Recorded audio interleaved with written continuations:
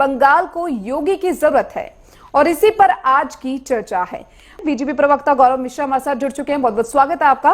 गौरव मिश्रा जी, आपके पास आ रही हूं क्योंकि देखिए जो हिंसा हुई है पश्चिम बंगाल के मुर्शिदाबाद में, वो तो हम सब ने देख ली है तस्वीरें। बीजेपी पर भी बड़े आरोप लगाए जा रहे हैं कि भड़काऊ बयान जो है बीजेपी की ओर से दिए जा रहे हैं और बीजेपी की ओर से हिंसा जो है फैलाने का काम किया गया है। इस पर किस तरीके से डिफेंड करेंगे? दीपिका जी, पश्चिम बंगाल की तासीर पूरे देश में अन्य राज्यों से बिल्कुल अलग है। पश्चिम बंगाल की राजनीति इस्लामिक जिहादियों के घुटनों में जाकर के बैठ गई है। खेला होवे का नारा वहां की मुख्यमंत्री देती है और कि कोई चुनाव हो, कोई त्योहार हो तो वहां हिंदू पीड़ित होते हैं, उनको मारा जाता है, उनका पलायन होता है।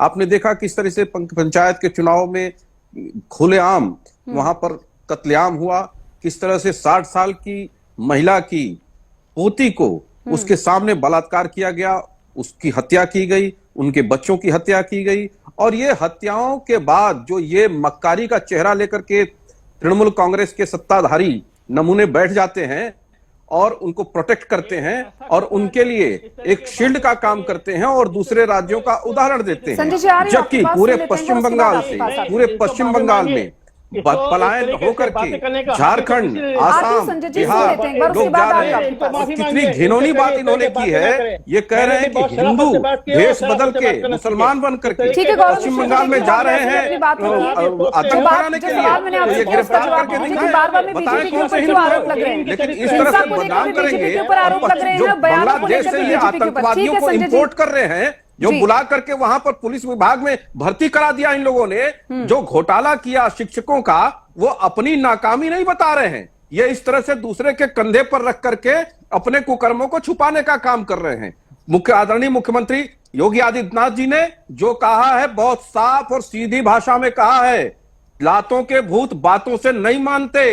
उनके लिए डंडे का ही प्रयोग ठीक है। जो सड़कों पर उपद्रव कर रहे हैं, जो दास फैमिली की जान चली गई, क्या उसके जान को वापस लाएंगे ये लोग? ये सांत्वना दे रहे हैं कि घर बनवाएंगे। अरे पूरे बंगाल को आप लोगों ने खुला छूट दे दिया है, सीरिया बना दिया है, उसको गाजा पट्टी बना दिया है एक प्रकार से। ये मत भूलिए कि इस देश का हिस्सा है, भारत से अलग नहीं है। और जिस दिन कार्यवाही शुरू हुई और कार्यवाही शुरू हो गई है, आप लोगों की गलतफहमी बहुत जल्दी दूर होने वाली है। इसलिए निश्चिंत रहिए और वहां की जनता को इस तरह से असहाय नहीं छोड़ा जा सकता है। भारतीय जनता पार्टी उसके लिए संघर्ष कर रही है। हमारे कार्यकर्ताओं की हत्या इन्होंने की। पिछले विधानसभा के चुनाव में आप देखिए 100 से ज्यादा हमारे कार्यकर्ताओं की बेरहमी से हत्या करके भगा दिया गया वहां से। उनके परिवारों को पलायन होने पर मजबूर हो गए। इन लोगों का आतंक दुनिया के सबसे खतरनाक आतंकी संगठन बोको हराम से भी ज्यादा खतरनाक है। मुझे तो लगता है कि अब समय आ गया है पूरी तरह से पश्चिम बंगाल को देश की मुख्यधारा में जोड़ा जाए। गौरव जी, ये तो साफ कह रहे हैं। अभी मैंने इनसे सवाल पूछा, इन्होंने कहा कि जो लोग पकड़े गए उनमें से कई ऐसे लोग थे जो हिंदू थे, लेकिन उस वक्त वो मुस्लिम बनकर आए, फिर इस तरीके की हिंसा हुई। इस पर क्या कहेंगे आप? देखिए, इनके कहने से नहीं होता है। ये सर्टिफिकेट दे देंगे और देश मान लेगा। यूपीए सरकार भी हिंदू आतंकवाद का ड्रामा कर रही थी, खेल खेल रही थी। वो अजीज बर्नी जो है किताब लेकर के अपना विमोचन करा रहा था कि 26/11 की साजिश आरएसएस की साजिश। तो इनके कहने से हो जाएगा क्या? ये प्रमाण दे, एविडेंस दे, बिल्कुल स्वीकार किया जाएगा। लेकिन इस तरह से हिंदुओं को बदनाम करने का गंदा खेल खेलने नहीं देंगे इनको।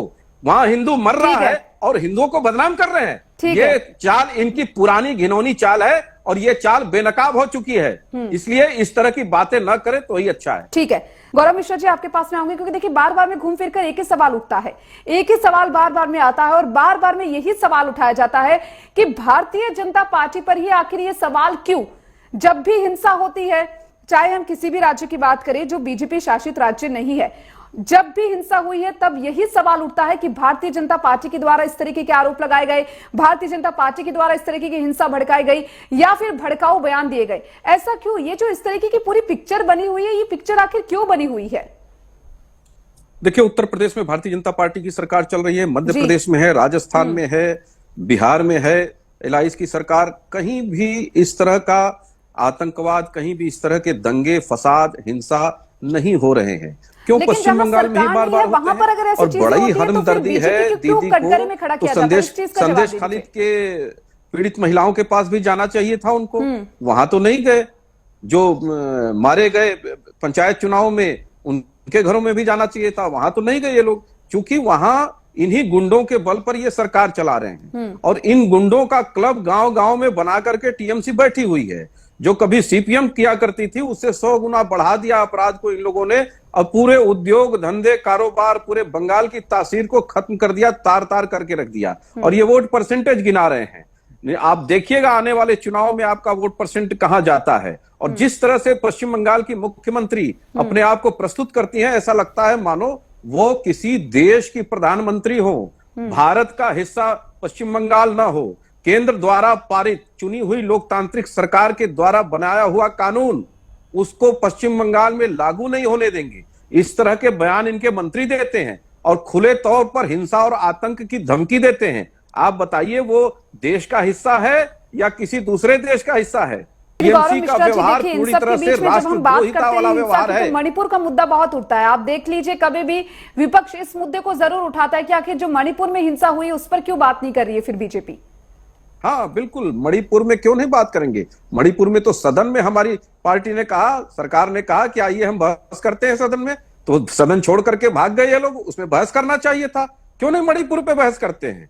मणिपुर एक अलग विषय है। आप पश्चिम बंगाल के बारे में बात करिए ना। पश्चिम बंगाल में न्यायालय के हस्तक्षेप पर केंद्रीय बलों को क्यों उतारना पड़ा? ये नौबत क्यों आई? आज आप पुलिस की दुहाई दे रहे हैं, वो पुलिस सेफ कॉरिडोर दे रही है आतंकवादियों को, अपराधियों को, जिहादियों को, जो खुले तौर पर सड़कों पर तांडव कर रहे हैं, मार रहे हैं लोगों को, बलात्कार कर रहे हैं। और आज न्यायालय के हस्तक्षेप पर इस तरह के सुरक्षा, चाहे एनआईए उतरी हो और या फिर बीएसएफ उतरा हो, और ऐसा ही होगा आने वाले समय में। आप देखिएगा, आप लोगों के ये मंसूबे कामयाब नहीं होंगे। पूरे पश्चिम बंगाल के पुलिस में सर्वाधिक बांग्लादेशी जिहादियों को भर दिया इन लोगों ने, इसलिए वो वहां के लोगों के, हिंदुओं की सुरक्षा की गारंटी नहीं है वहां। और पुलिस के संरक्षण में इस तरह से वहां पर कत्लेआम किया जाता है हिंदुओं का, ये हाल है पश्चिम बंगाल। सवाल बहुत, लेकिन उत्तर प्रदेश के अंदर जो है मुस्लिम अपने छत पे नमाज रखना पड़े, ये है मॉडल, ये है धर्मनिरपेक्षता। ठीक है, जवाब ले लेते हैं, गौरव जी से जवाब ले लेते हैं। चाहते इस तरह के देश। ठीक है संजय जी, गौरव जी जवाब दीजिए। देखिए, पहली बात तो ये गलत बयानी कर रहे हैं। छत पर नमाज पढ़ने की छूट उन जगहों पर नहीं दी गई थी जो संवेदनशील जगह थे, वो भी संभल में। और दूसरी सबसे बड़ी बात कि सड़कों पर इस तरह के धार्मिक उन्माद की छूट नहीं दी जा सकती। इस तरह से आप कब्जा करके हर हफ्ते में सड़कों को जाम कर दें, ये पश्चिम बंगाल में हो सकता है। लाउड स्पीकर से चिल्ला करके लोगों के कान फाड़ दें, ये पश्चिम बंगाल में हो सकता है। पश्चिम बंगाल में न्यायालय को हस्तक्षेप करना पड़ सकता है। उत्तर प्रदेश में इस तरह की अराजकता नहीं चलेगी। ये अराजकता वाला प्रदेश नहीं है। उत्तर प्रदेश जो है विकास का प्रदेश है और देश की दूसरी सबसे बड़ी अर्थव्यवस्था है। आज Uttar Pradesh surplus revenue state है।